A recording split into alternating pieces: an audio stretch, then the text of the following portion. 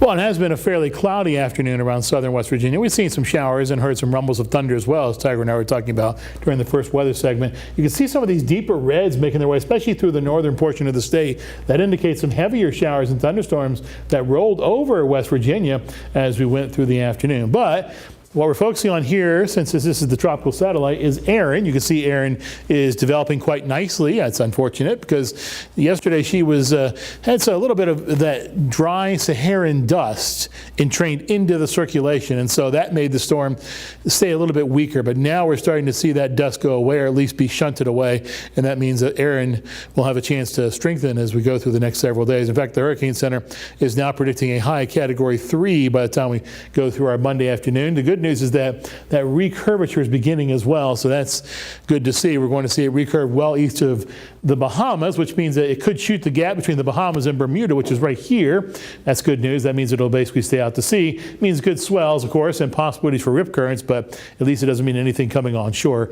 in either the U.S. or Bermuda. You can see the position right now. The winds and the movement still out of the west at a fairly rapid clip, 17 miles an hour. Wet roads at Route 19 in Bradley, as we have seen some rain recently. Same thing is true at Route 460, Route 52 in the Bluefield area at this hour. The temperature right now 73 degrees under partly cloudy skies. The barometer is sitting at 29.93. The relative humidity is a fairly moist 81%. Winds right of the west at 5 miles per hour. Sunset time is at almost 20 minutes after 8.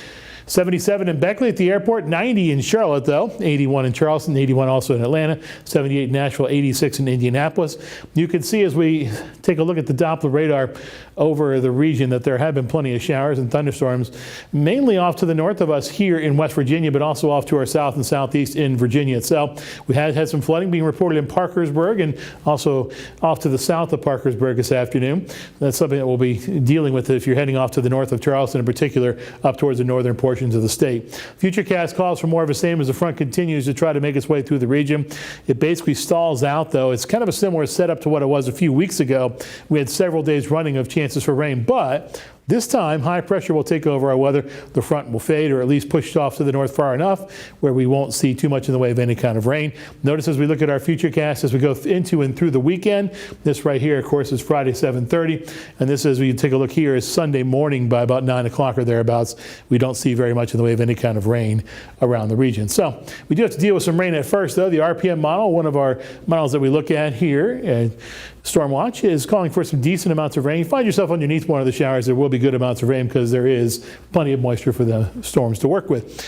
As we look at our aches and pains forecast, brought to you by RH, we see frowny faces perhaps, or even moderate faces at first, then smiley faces later on. As the pressure goes up, the pressure going down, of course, associated with that front, then it goes up as high pressure takes over. And as that happens, temperatures are going to rise up into the mid to upper 80s, Tiger. And we'll see them drop back just a bit as the summertime type pattern comes back into the forecast later on. It's 30% chances, meaning that the possibility is there for some showers and storms as we go through the afternoon after a little bit of sun in the morning.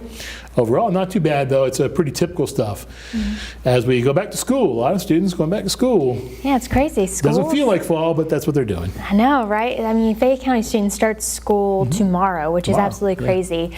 And I mean, I saw a thing on Facebook that Oak Hill High School said that picture day was the day after, the 15th, which is just absolutely mind-boggling. But it is summer weather, even though school's starting, guys. That's right. Crazy. All right, now we have more news of weather and sports coming your way after the break, so don't go anywhere.